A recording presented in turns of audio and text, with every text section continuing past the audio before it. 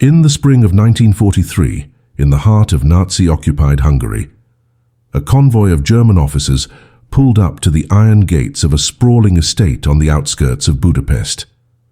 The mansion behind those gates was not just any building. It was the ancestral home of Countess Erzsébet Károlyi, a woman whose family name had opened doors across European high society for generations. But on that particular morning, as jackboots echoed across the marble entrance hall, the Countess stood perfectly still in her drawing room, listening to the sound of 40 Jewish children pretending to cough in the floors above her. The officers had come to inspect what they believed was a newly established quarantine hospital for children suffering from scarlet fever. What they did not know was that every single one of those children was healthy. Every single one was Jewish, and every single one was supposed to be dead. This is the story you were never taught in school. It is not about soldiers storming beaches or generals moving armies across maps. It is about a woman in her 50s who looked evil in the eye and decided that her title, her wealth, and her very life were worth less than the truth. By the time the war ended, Countess Károlyi had sheltered over 200 children inside her palace, rotating them through hidden rooms, fake medical wards, and a network of forged documents so sophisticated that even the Gestapo could not unravel it. She did this while hosting Nazi officers for tea. She did this while her own husband worked as a liaison to the Hungarian fascist government. And she did this knowing that discovery meant not just her death, but the deaths of everyone she had sworn to protect. If you stay with me until the end of this video, you will discover how she pulled it off, why her story was buried for decades, and what one of those children said when they finally met her again 50 years later. To understand what the Countess risked, you need to understand what Europe looked like in 1943. By that point, Adolf Hitler controlled nearly the entire continent. France had fallen, Poland had been erased, the Soviet Union was bleeding, and Hungary, though technically an ally of Nazi Germany, was beginning to feel the tightening grip of the final solution. Jewish families who had lived in Budapest for generations were being rounded up in the dead of night, packed into trains, and sent east to places with names that would later become synonymous with hell. Auschwitz, Treblinka, Sobibor. The Hungarian government, eager to please their German overlords, passed law after law stripping Jewish citizens of their rights, their property, and finally their lives. By the spring of 1943, it was illegal to employ a Jew, illegal to shelter a Jew, and punishable by death to hide a Jewish child. Erzsébet Károlyi was not a rebel by nature. She had been raised in luxury, educated in Vienna, and trained to host dinner parties, not revolutions. Her days before the war had been filled with charity galas, horseback riding, and managing a staff of 30 servants. She was not political. She was not particularly religious. And yet, when a Jewish doctor she had known for years appeared at her door in the middle of the night, carrying a 6-year-old girl wrapped in a blanket, the Countess did not hesitate. She took the child in. She hid her in a servant's quarters. And when the doctor returned a week later with 2 more children, she hid them too. What began as an act of spontaneous compassion quickly became something far more dangerous and far more deliberate. Within 6 months, the Countess had transformed her palace into an elaborate stage set. The grand ballroom became a quarantine ward. The library became a makeshift pharmacy, stocked with expired medicines and fake medical charts. The servants were sworn to secrecy, each one aware that a single slip could mean torture and execution. The Countess herself took on the role of hospital director, forging letters from fictional doctors, bribing local officials, and studying symptoms of scarlet fever so convincingly that even real physicians were fooled. She learned how to make children look sick on command, teaching them to flush their cheeks with hidden hot water bottles, to fake fevers by holding thermometers near candle flames, and to cough with such theatrical desperation that inspectors would recoil in fear of contagion. Every detail mattered, every performance had to be flawless, because the Countess knew something that most people in her position refused to accept. The Nazis were not going to lose interest. They were not going to look the other way. They were coming back. And when they did, she would need more than luck to keep those children alive. She would need a plan so audacious, so meticulously crafted, that even the architects of the Holocaust would believe the lie she was selling. This is that plan. This is how she did it. And this is why her name should be spoken in the same breath as Oskar Schindler and Raoul Wallenberg, even though most of the world has never heard it. The first Nazi inspection happened 3 weeks after the Countess opened her fake hospital. She had expected it sooner. Word had spread through Budapest that a wealthy aristocrat had suddenly converted her estate into a medical facility for children, and in a city crawling with informants, that kind of news traveled fast. When the officers arrived, they were polite but suspicious. They demanded to see patient records, medical licenses, and proof that the Countess had authorization from the Hungarian Ministry of Health to operate a quarantine facility. She handed them a stack of documents, every single one of them forged by a Jewish printer hiding in her basement. The officers examined the papers under lamplight, comparing signatures and stamps, looking for inconsistencies. The Countess stood beside them, her hands folded, her face a mask of aristocratic boredom. She offered them coffee. She made small talk about the spring weather. And when one officer asked why a woman of her standing would dedicate her home to sick children, she looked him directly in the eye and said it was her Christian duty. He accepted the answer. They all did. Because in 1943 Hungary, no one questioned the charity of the nobility. But the Countess knew that paperwork alone would not save the children. The Nazis were methodical. They would return with doctors, with translators, with men trained to spot deception. So she began constructing layers of protection, each one designed to survive a deeper level of scrutiny. The first layer was the disease itself. Scarlet fever was perfect for her purposes. It was highly contagious, which meant inspectors would hesitate to get too close. It caused visible symptoms like rashes and fever, which could be faked with makeup and warm compresses. And most importantly, it required strict quarantine protocols, giving the Countess a legitimate reason to keep outsiders away from the children. She hung signs in German and Hungarian warning visitors of infection risk. She placed buckets of disinfectant at every doorway. She even arranged for a local doctor, a man sympathetic to her cause, to make weekly visits and sign off on fabricated medical reports. The second layer was the children themselves. The Countess understood that scared children make mistakes. They cry. They ask for their parents. They forget their fake names. So she trained them like actors preparing for the performance of their lives. Every child was given a new identity, complete with falsified baptismal certificates stating they were Christian orphans displaced by the war. They memorized their new names, their new birthdays, their new family histories. The older children were taught to help the younger ones stay in character, whispering reminders when Nazi patrols walked the halls. The Countess also implemented a rotation system. Children who had been in the palace for more than 2 months were quietly moved to safe houses in the countryside, replaced by new arrivals. This constant rotation meant that even if one child slipped and revealed the truth, the damage would be contained. It also meant that the Nazis could never get a consistent headcount, making it nearly impossible for them to track individual children. The third layer was the Countess herself. She weaponized her social status in ways that would have been unthinkable to most people in her position.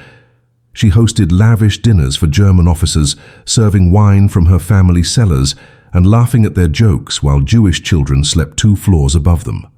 She donated money to Nazi-approved charities and attended state functions on the arm of her husband, who remained obliviously loyal to the Hungarian fascist regime. She became, in the eyes of the occupiers, exactly what they wanted her to be, a cooperative aristocrat who understood the new order. This performance bought her something invaluable. It bought her trust. And in a world where trust could mean the difference between life and death, the Countess had become a master manipulator. But even the best performance has cracks. And in the winter of 1943, one of those cracks nearly destroyed everything she had built. A child got sick. Not fake sick, really sick, and the Countess had to make a choice that would either prove her genius or expose her as a fraud. The child's name was Miklos, a 9-year-old boy who had been hiding in the palace for 6 weeks when he developed a real fever that climbed to dangerous levels.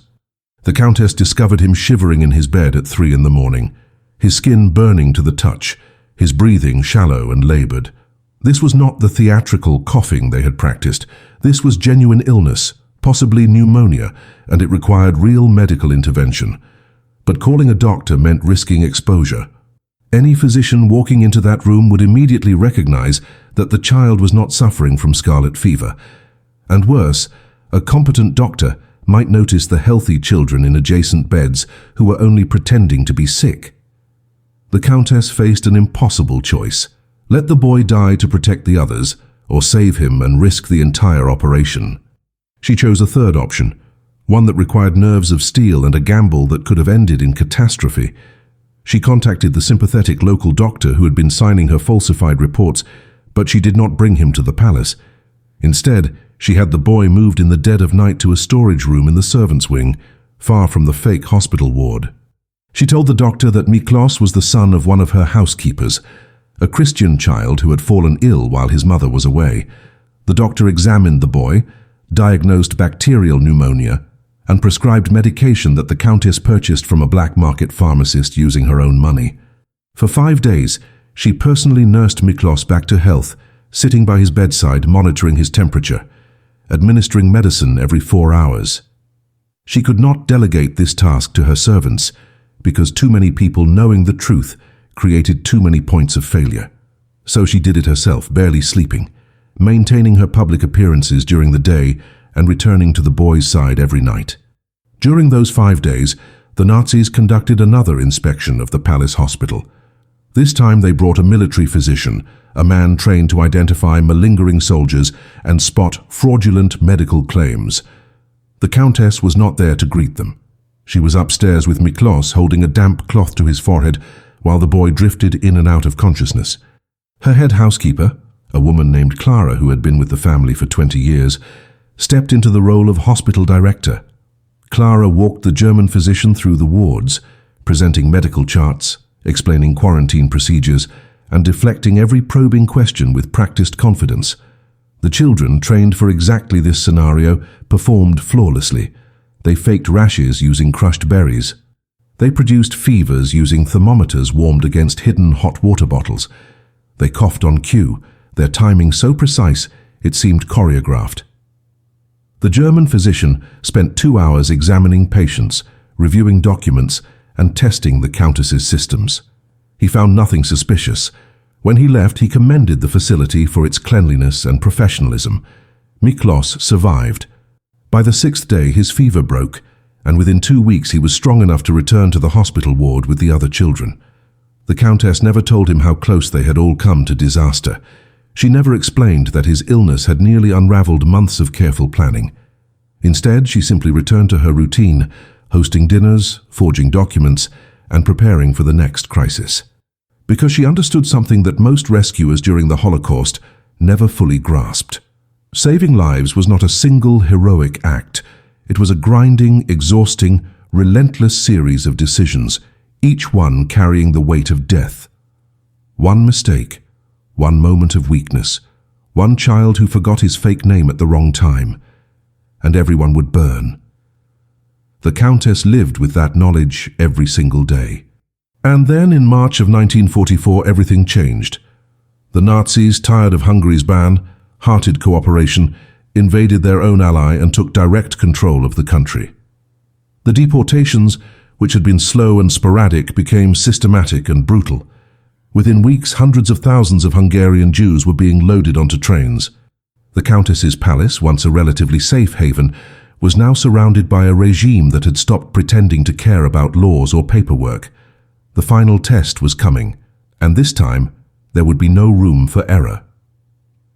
The German occupation of Hungary in March 1944 was not a liberation, it was a tightening noose. Within 48 hours of Wehrmacht troops marching into Budapest, Adolf Eichmann arrived in the city with a single mission: to liquidate the Hungarian Jewish population as quickly and efficiently as possible. He brought with him a team of SS officers who had perfected the machinery of genocide in Poland and Ukraine.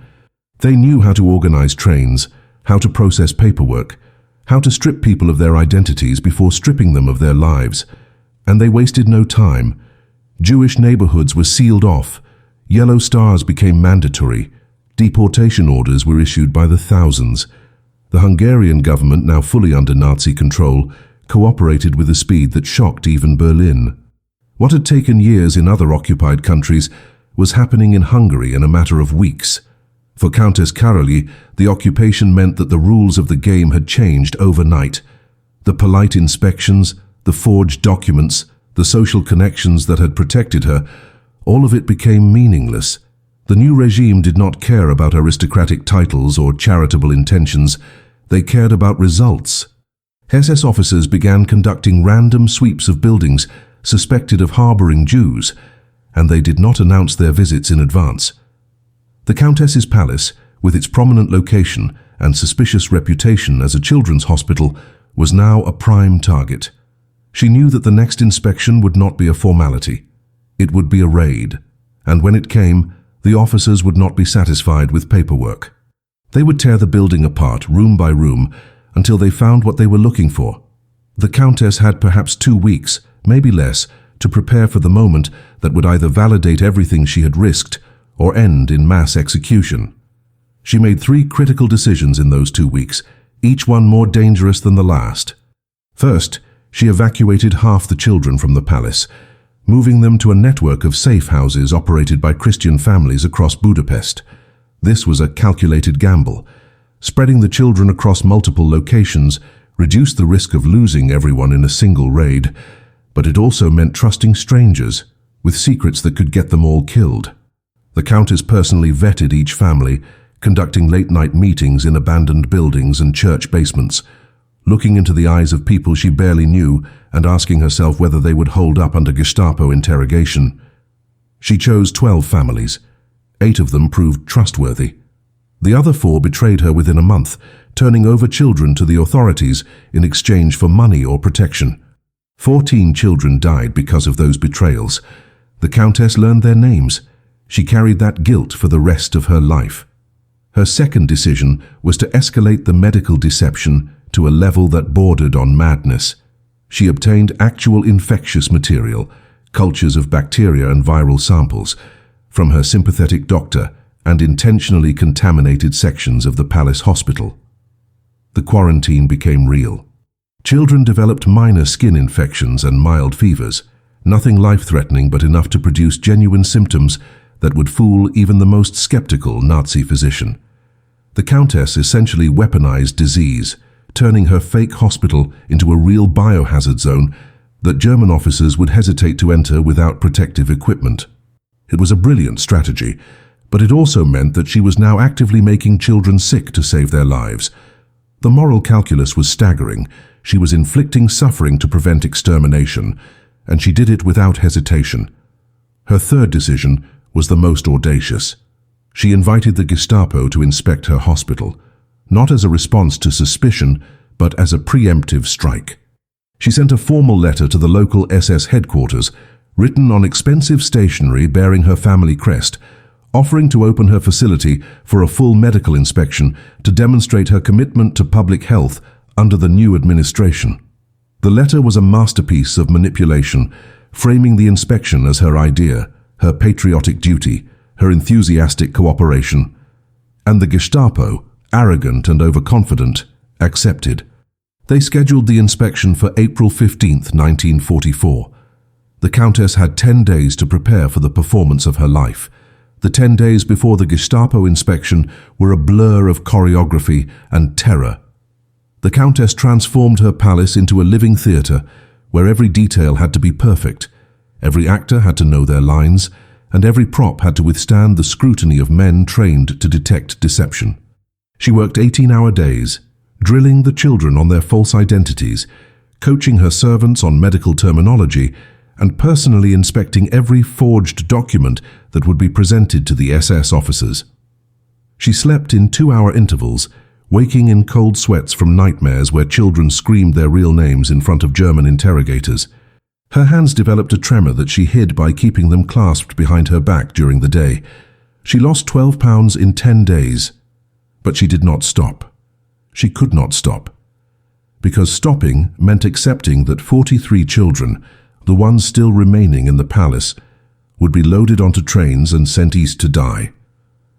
She divided the children into 3 groups based on age and ability to maintain their cover. The oldest children, those between 10 and 14 years old, were placed in the most visible wards where the Gestapo would conduct their primary inspection. These children had proven themselves capable of staying in character under pressure, and they were coached to interact naturally with the officers, to make eye contact, to answer questions without hesitation.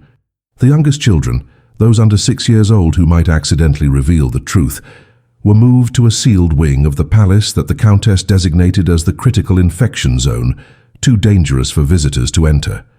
Signs were posted in German warning of lethal contagion levels, and the Countess arranged for those rooms to smell of carbolic acid and decay, scents that would discourage anyone from investigating too closely. The middle group, children between 6 and 10, were given sedatives on the morning of the inspection, mild doses that would make them drowsy and unresponsive, reducing the chances they would speak out of turn. The Countess also prepared her staff for the reality that some of them might not survive the inspection. She gathered her servants in the kitchen on the night of April 14th and told them the truth she had been hiding for months. She explained that the children upstairs were Jewish, that the hospital was a fabrication, and that tomorrow's inspection could end with all of them facing firing squads. She gave each servant the option to leave, to disappear into the city before dawn, and deny any knowledge of what had been happening in the palace. Not a single person left. Her head housekeeper, Clara, the woman who had faced down the German military physician months earlier, spoke for the group. She said that if the Countess was willing to die for these children, then so were they. It was the only moment during those 10 days when the Countess allowed herself to cry. On the morning of April 15th, the Gestapo arrived in 3 vehicles. 6 officers stepped out, led by an SS captain named Werner Hoff, who had a reputation for brutality even among his peers. He was responsible for clearing entire blocks of Budapest's Jewish quarter, personally overseeing deportations that sent thousands to Auschwitz. He did not smile, he did not make small talk.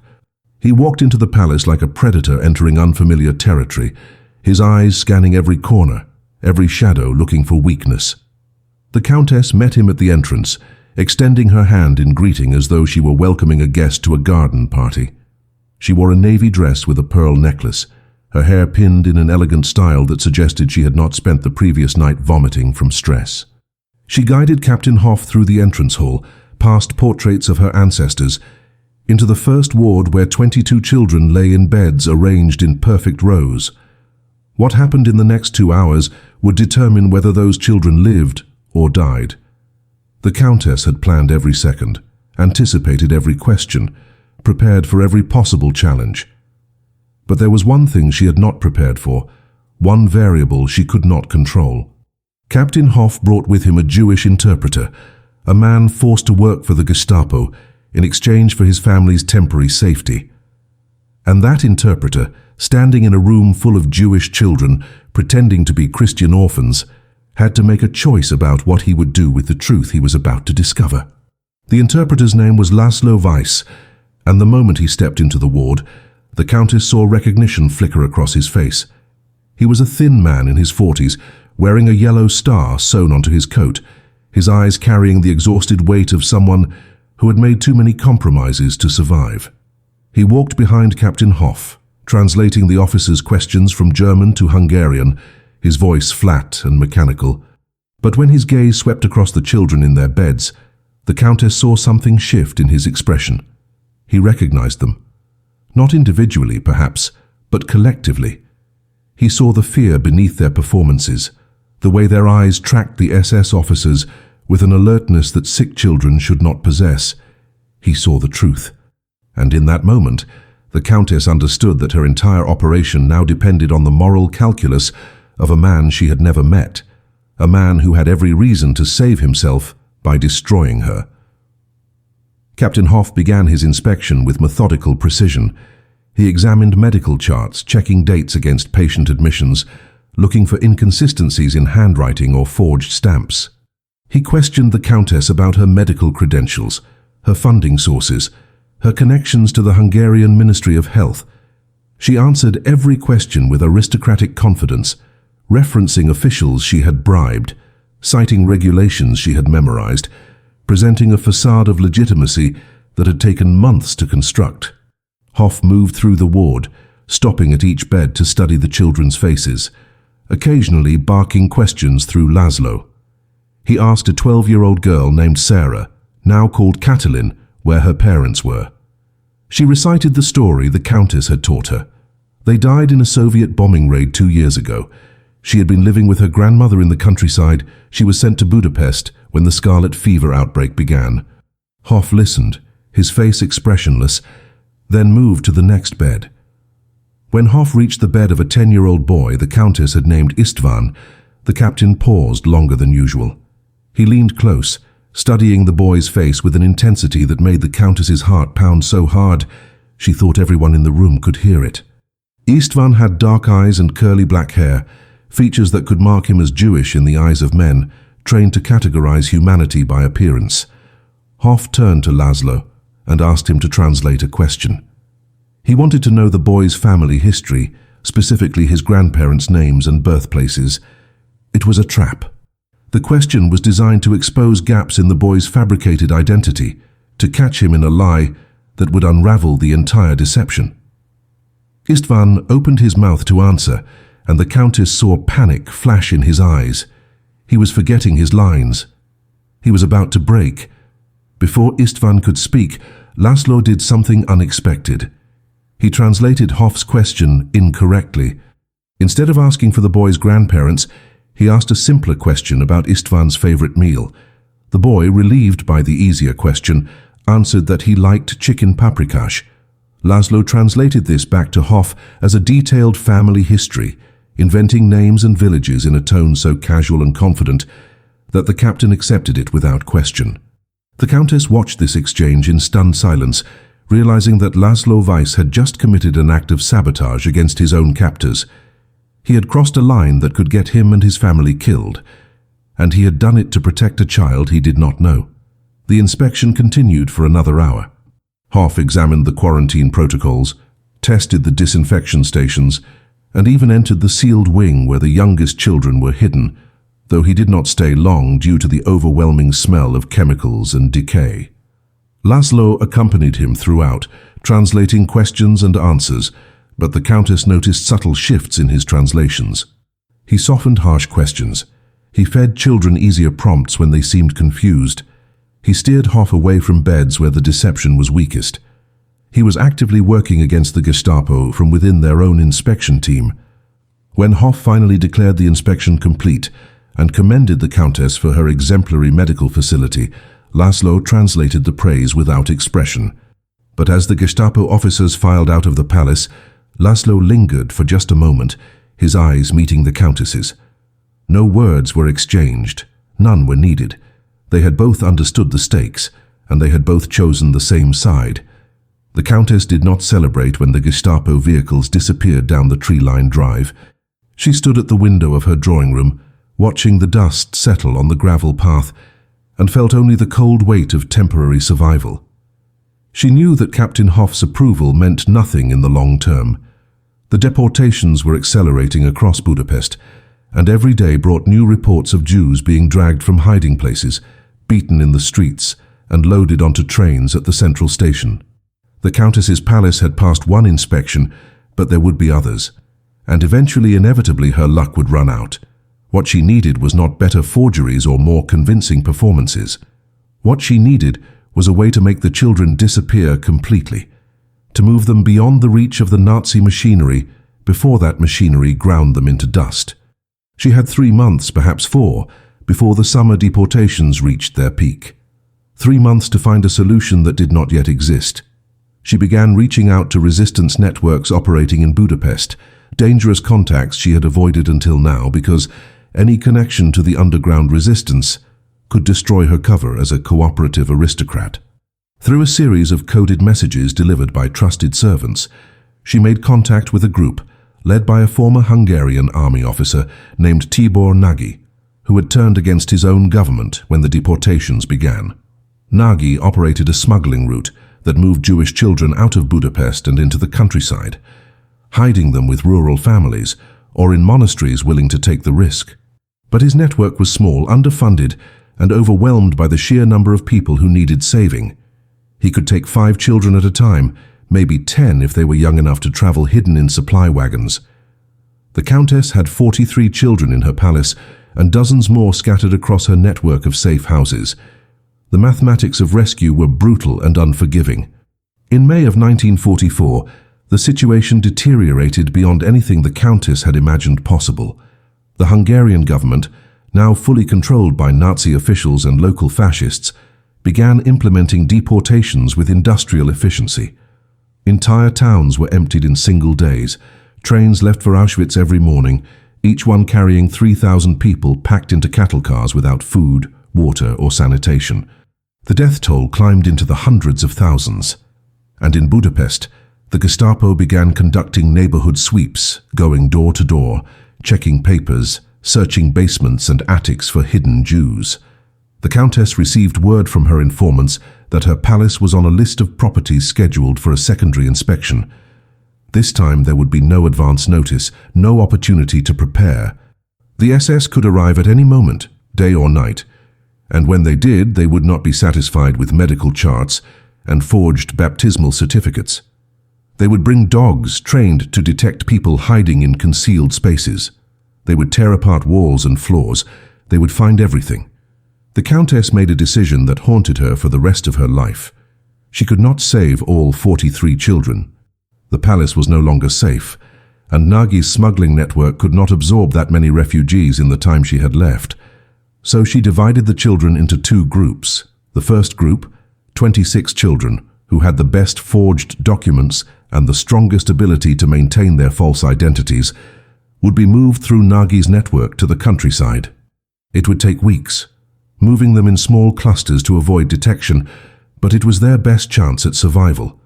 The second group, 17 children who were too young, too traumatized, or too visibly Jewish to pass inspection, would remain in the palace. The Countess would stay with them. She would protect them for as long as she could, and when the Gestapo came, she would face whatever consequences followed. She did not tell the children about this division. She did not explain that some of them were being sent away, while others were being left behind. She simply began the evacuations, waking children in the middle of the night and handing them over to strangers who promised to keep them safe. Some of the children cried, some refused to leave. One girl, barely 8 years old, clung to the Countess's dress and begged not to be sent away. The Countess pried the girl's fingers loose, whispered a lie about how they would see each other again soon, and watched as the child was carried into the darkness. Over the course of 3 weeks, 26 children disappeared from the palace, smuggled out in laundry carts, hidden in delivery trucks disguised as farmhands heading to the countryside. 17 remained. And the Countess, for the first time since the operation began, allowed herself to consider the possibility that she might not survive what was coming. The second Gestapo raid came on June 23, 1944, at 4 in the morning. The Countess was awake when the trucks arrived, sitting in her library with a glass of untouched wine and a pistol in her lap. She had purchased the weapon 2 weeks earlier from a black market dealer, not because she believed she could fight off SS officers, but because she had decided that if the raid ended in discovery, she would not allow herself to be taken alive. She would not give the Nazis the satisfaction of a public trial or the propaganda value of a cooperative aristocrat turned traitor. She heard the engines cut out in the courtyard below, the sharp commands in German, the heavy boots on the marble steps.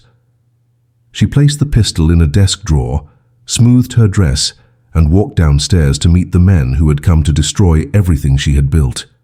This raid was different from the first inspection. Captain Hoff was not present.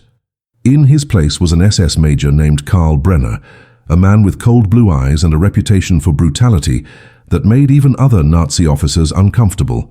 He did not wait for the Countess to greet him. He pushed past her into the entrance hall, barking orders to his men who spread through the palace like a plague. They carried rifles with fixed bayonets and portable electric lamps that cast harsh shadows on the walls. They moved with the efficiency of men who had conducted hundreds of these raids, tearing down drapes, overturning furniture, prying up floorboards. The Countess followed Brenner through the palace, maintaining her aristocratic composure even as she watched her family's ancestral home being dismantled piece by piece.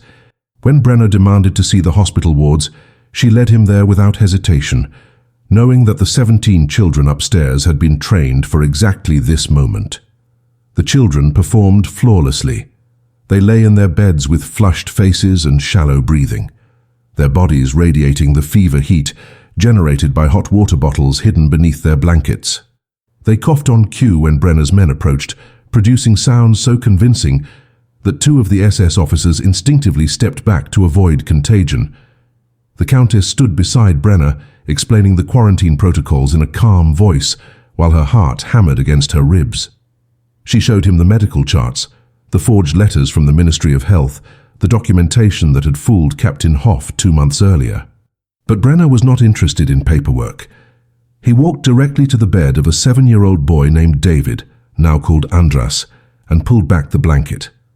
The hot water bottle fell to the floor, its contents spilling across the wooden planks. The room went silent. Brenner stared at the water bottle for what felt like an eternity. The Countess felt the pistol's absence like a phantom weight in her hand. She considered running, considered screaming, considered throwing herself at Brenner to buy the children seconds of time, but she did none of those things. She stood perfectly still and said, in a voice that did not waver, that the boy's fever had broken during the night and the staff had forgotten to remove the hot water bottle during morning rounds. It was a thin excuse, barely credible, and she watched Brenner's face for any sign that he had seen through the deception. He turned to look at her, his expression unreadable, and for a moment the Countess was certain that the next words out of his mouth would be an order for her arrest. Instead, he told his men to continue the search. He moved to the next bed, then the next, examining each child with the same cold scrutiny. He found nothing. Or rather, he found what the Countess had prepared for him to find: sick children, forged documents, and an aristocrat who seemed genuinely committed to her charitable work. The raid lasted 3 hours. Brenner's men searched every room, every closet, every corner of the palace. They found nothing incriminating because there was nothing left to find. The Countess had purged the palace of evidence weeks earlier, burning letters, destroying records, eliminating any trace of the smuggling network she had built.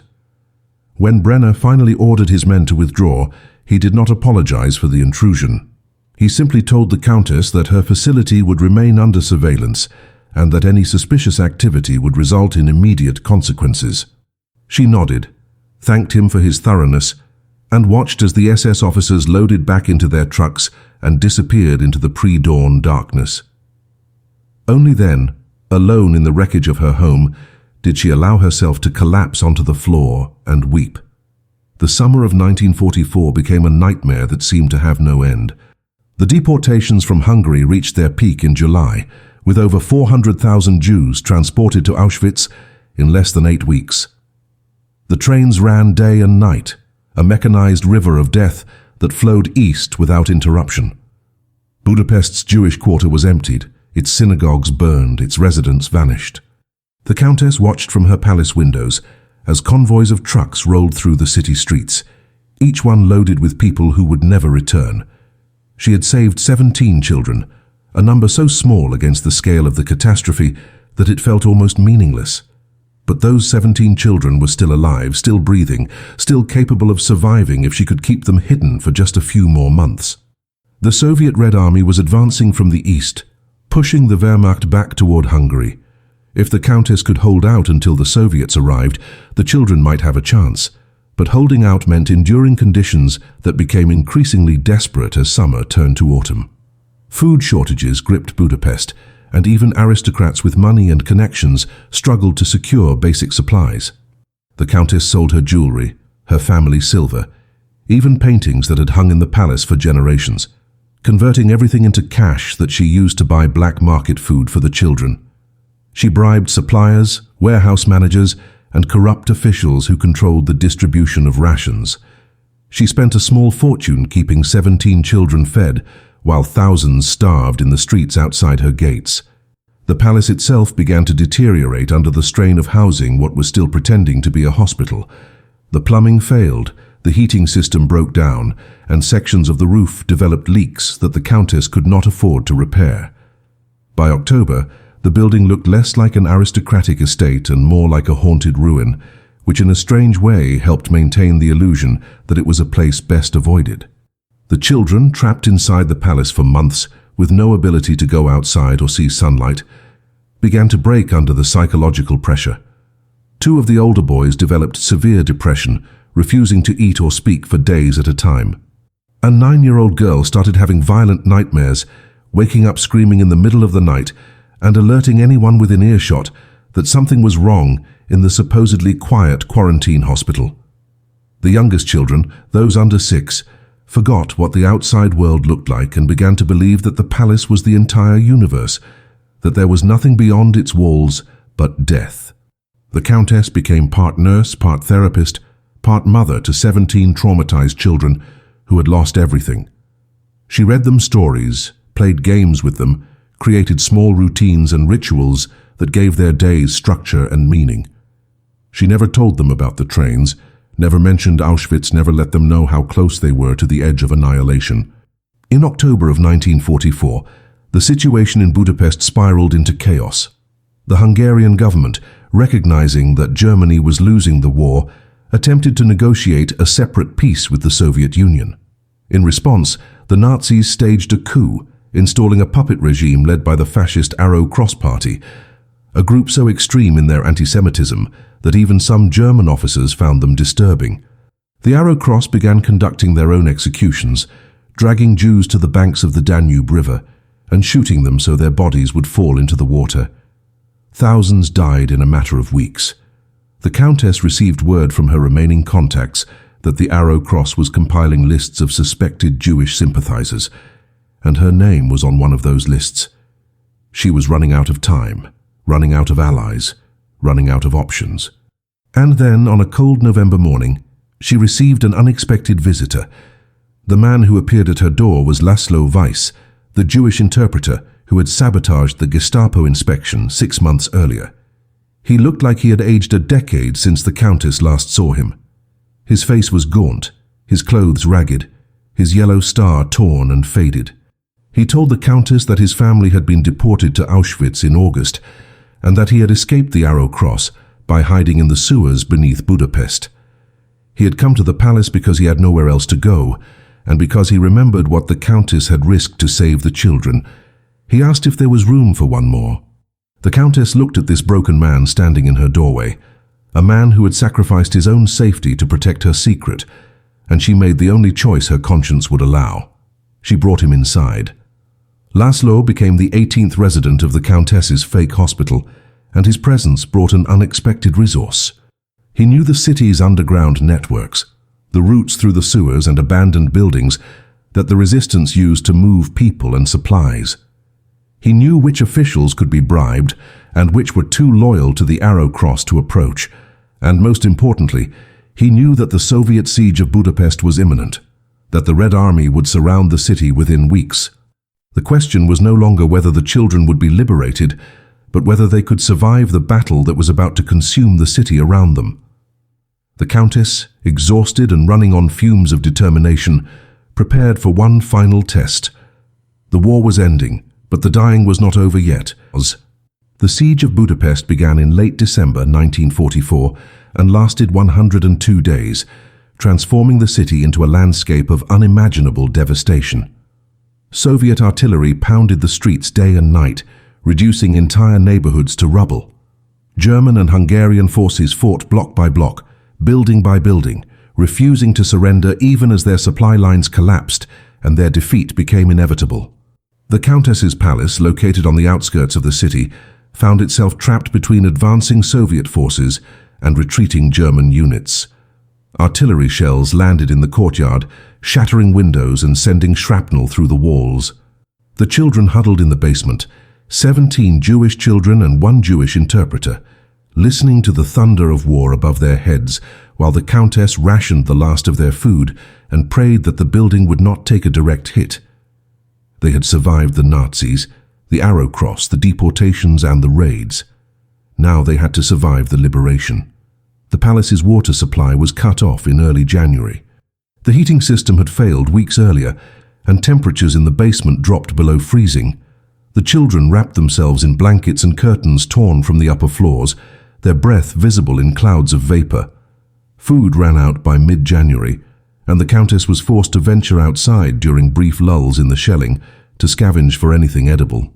She found frozen potatoes in abandoned gardens, scraps of bread in the ruins of bombed-out buildings, once even the carcass of a horse that had been killed by shrapnel. She brought everything back to the basement and divided it equally among the children, taking nothing for herself until they insisted. Laszlo, despite his own deteriorating health, helped her maintain order and morale, telling stories to distract the children from their hunger and fear. He sang old Hungarian folk songs in a voice weakened by malnutrition. He taught them card games, using a deck so worn the numbers were barely visible. He kept them human when everything around them was descending into barbarism. On February 13, 1945, the last German forces in Budapest surrendered to the Soviet Red Army. The Countess heard the announcement on a hand-cranked radio that Laszlo had salvaged from the ruins, the announcer's voice crackling through static, to declare that the city was liberated. She gathered the children in the basement and told them what those words meant. The war was over. The Nazis were gone. They were free. Some of the children cried. Some laughed. Some simply stared at her in silence, too traumatized to process what freedom meant after months of captivity. The Countess allowed herself one moment of relief, one deep breath where she permitted herself to believe that they had actually survived. And then Soviet soldiers appeared at what remained of her palace gates, and she realized that surviving the Nazis did not guarantee surviving the aftermath. The Soviet occupation brought its own horrors. Soldiers looted the palace, taking whatever valuables remained after years of the Countess selling off her family's possessions.